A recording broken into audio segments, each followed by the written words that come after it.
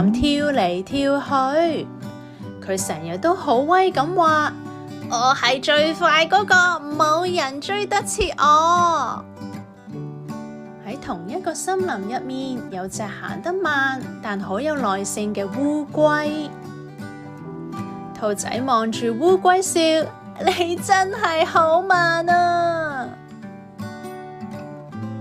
烏龜冇發脾氣，反而好溫柔咁話：不如我哋嚟場比賽啦，睇下邊個快。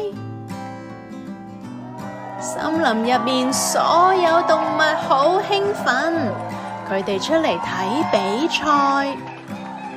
老鼠舉起旗仔，大聲數：1、2、3，開始！